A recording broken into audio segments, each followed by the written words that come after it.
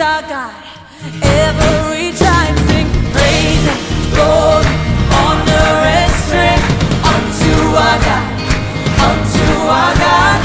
Matchless, endless, love unrestrained. This is our God. Every tribe sing, ayo, ayo, ayo, wow. Ayo, ayo, ayo, wow. We sing, ayo, ayo, ayo, wow. Ayo, ayo, ayo, wow. Oh, there is no one like our God. No one. There is no one like our God. There is no one like our God. There is no one like our God. Wala kang katulad, O Diyos. Wala kang katulad, O Diyos. No hay nadie como nuestro Dios.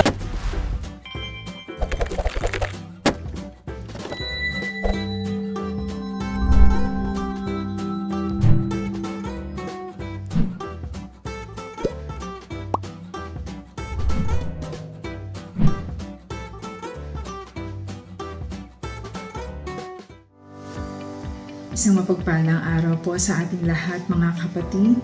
Narito po tayo muli sa ating morning devotion, Grab Food for the Soul, our daily dose for the nourishment of our soul. Simulan po natin ang ating araw sa pagbubulay nang makalakad tayo sa isang mapayapang pamumuhay.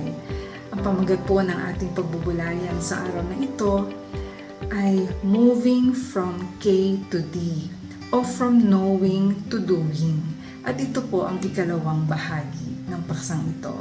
At ang ating pong batayang talata ay masusumpungan sa Santiago chapter 1 verses 19 to 25. At ito po ang sinasabi. Mga kapatid kong minamahal, unawain ninyo ito. Maging alisto kayo sa pakikinig, maingat sa pagsasalita at hindi nagagalit. Dahil ang galit ng tao ay hindi nakakatulong upang magawa kung ano ang ayon sa kalooban ng Diyos. Kaya talikuran na ninyo ang inyong maruruming gawa at alisin ang masasamang asal. Mapagpakumbabang tanggapin ninyo ang salitang itinanim sa inyong puso. Ito ay may kakayahang magligtas sa inyo. Mamuhay kayo ayon sa salita ng Diyos. Kung ito'y pinapakinggan lamang ninyo, ngunit hindi isinasagawa, dinadaya ninyo ang inyong mga sarili. Sapagkat ang nakikinig ng salita, ngunit hindi sumusunod dito, ay katulad ng isang taong tumitingin sa salamin at pagkatapos makita ang sarili, umalis at kinakalimutan ang kanyang anyo. Ang taong nagsasaliksik at nagpapatuloy sa pagsunod sa kautosang ganap na nagpapalaya sa tao ang pagpapalain ng Diyos sa lahat ng kanyang gawain. Siya ang taong gumagawa at hindi siya katulad ng nakikinig lamang at pagkatapos ay nakakalimot. Salamat at purihin ang ating Panginoong Diyos sa pagkabasa at pagkarinig ng kanyang mga salita. Tinalakay po kahapon ni Pastor Dennis sa unang bahagi ang unang mahalagang kilos o pagpapasya na dapat nating isakatuparan. At ito ay ang moving from knowing to doing, mamuhay ayon sa salita ng Diyos. Ngayong umaga po ay ipagpapatuloy natin ang pangalawang pagkilos. At ito nga po yung moving from listening to life transforming o pakikinig tungo sa nagbabagong buhay. At ang ating pong specific na batayan talata po dito ay ang verses 19 to 21. At hayaan niyo po ako na basahin ko po ulit. Mga kapatid kong minamahal, unawain ninyo ito. Maging alisto kayo sa pakikinig, maingat sa pagsasalita at hindi agad nagagalit. Dahil ang galit ng tao ay hindi makakatulong upang magawa kung ano ang ayon sa kalooban ng Diyos. Kaya talikuran na ninyo ang inyong maruruming gawa at alisin ang masasamang asal. Mapagpakumbabang tanggapin ninyo ang salitang itinanim sa inyong puso, ito ay may kakayanang magligtas sa inyo.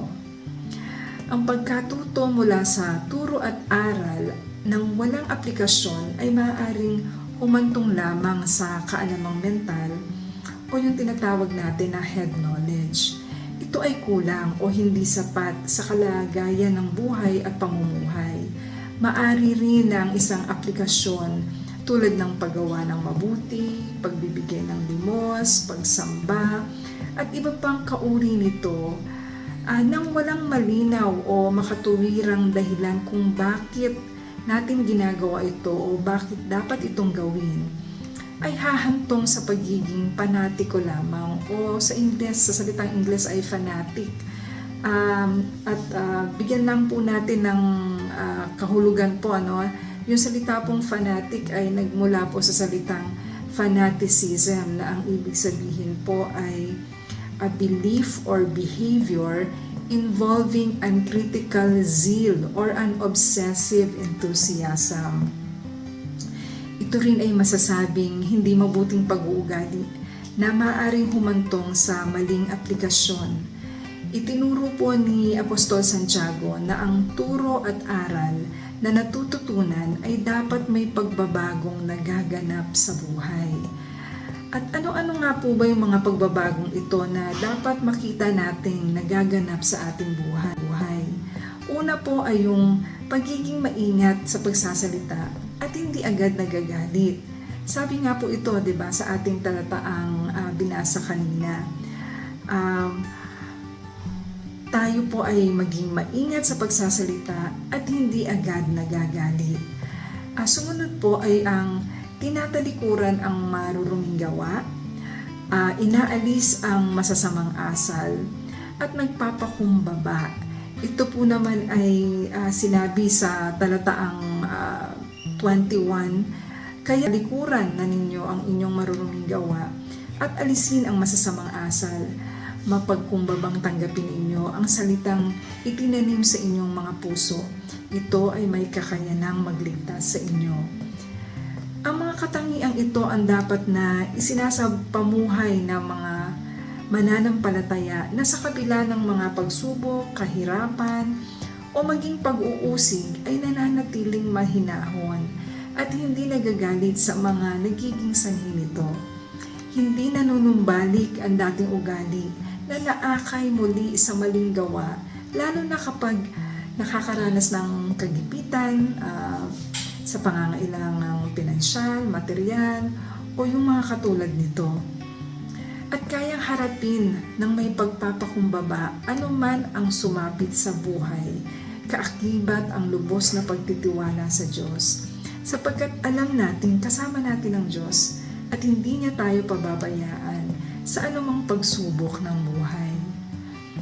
Napakahalaga ang pagsasabuhay at pagsasakatuparan ng mga turo at aral na ating natututunan. Samantalang ito ay ating nauunawaan, sa biyaya at tulong ng ating Panginoon, nababago naman ang ating buhay at pamumuhay sa pamamagitan ng turo at aral mula sa banal na kasulatan. Sumula po sa from knowing, patungo sa pagkilos, at patungo sa life transformation. Tinawag rin ng ating Panginoon na higit na pinagpala ang mga taong nakikinig ng salita ng Diyos at tumutupad nito. Sabi nga po sa Lucas chapter 11 verse 28, higit na pinagpala ang mga nakikinig sa salita ng Diyos at tumutupad nito. At si Apostol Juan ay nagsabi naman na sinungaling ang mga nagsasabing kilala nila ang Diyos, subalit hindi naman sumusunod sa kanyang mga utos. Mababasa po natin sa unang Juan chapter 2 verses 3 and 4. Nakakatiyak tayong nakikilala natin ang Diyos kung sinusunod natin ang kanyang mga utos. Ang nagsasabing nakikilala ko siya, ngunit hindi naman sumusunod sa kanyang mga utos ay sinungaling at wala sa kanya ang katotohanan. At nagkakasala ang isang tao kung alam niya kung ano ang mabuti, ngunit hindi niya ito ginagawa. Mababasa rin po natin sa Santiago chapter 4 verse 17, ang nakakaalam ng mabuti na dapat niyang gawin ngunit hindi ito ginagawa ay nagkakasala. Pagpasyahan natin sa biyaya at tulong ng ating Panginoon na mula sa ating mga natutunan, ito ay ating isa sa pamuhay. So in summary po mga kapatid, walang halaga kung alam mo lang. Walang pag-unlad ang buhay espiritual kung walang pagbabagong nagaganap sa buhay at pamumuhay. At pangatlo po, walang kapangyarihan ang turo at aral kung hindi na isa sa katuparan. Kaya wag tayong maging tagapakinig lamang, kundi maging tagapagtupad din naman ng kanyang mga salita. Lagi nating ipaalala sa ating mga sarili sa araw-araw, ang turo at aral na natututunan dapat makita sa buhay at pamumuhay. Tayo po'y manalangin. Ama naming makapangyarihan sa lahat, Lord, kami ay nagpapasalamat, Lord, at nagpupuri sa inyo sa panibagong araw na inyong biyaya sa bawat isa sa amin, na may kalakasan, hindi lamang po sa pisikal na pangangatawan, Lord, kundi sa aming espiritual at sa aming patuloy na pagnanasa, Ama, na kami ay makapakinig ng inyong mga salita at patuloy, Lord, na mabago ang aming mga buhay sa pamamagitan, Lord, ng aming pakikinig. Ama, patuloy po kami, Lord, na nagpapaturo sa inyo, Lord, na anuman po ang aming matanggap na inyong mga mensahe ay hindi lamang po namin marinig, Ama, kung hindi aming sundin, aming gawin. At ang pagsunod at ang pagkilos namin, Lord, sa inyong mga salita ay magbunga, Lord, ng life transformation na naaayon sa inyong kalooban. Ama, kami po'y patuloy na lumalapit sa inyo, umaasa po sa inyong walang hanggang pag-ibig, sa inyong habag at biyaya, Lord. Patuloy namin itinataas ang kagalingan ng may mga karamdaman. Kayo po nawang humipo sa bawat isa, Lord, at magparanas sa kanila, Lord, ng kapayapaan at ng kagalingan at ng kagalakan sa kanilang mga puso, Ama.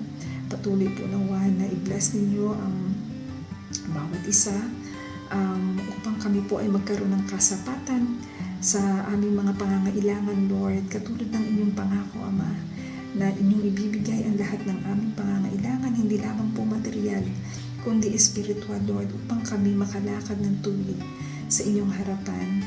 Lord, Samahan niyo po kami at pangunahan sa araw na ito. Sa inyo po namin, Lord, ibinibigay ang pinakamataas na papuri. Ito po ay aming hinihiling sa matamis at makapangyarihang pangalan ni Jesus, ang aming Panginoon at tagapagligtas. Amen. Papuri at pasasalamat sa ating Panginoon. Salamat po sa inyong lahat sa akin sa pagbubulay ng salita ng Panginoon. Maraming salamat po. God bless.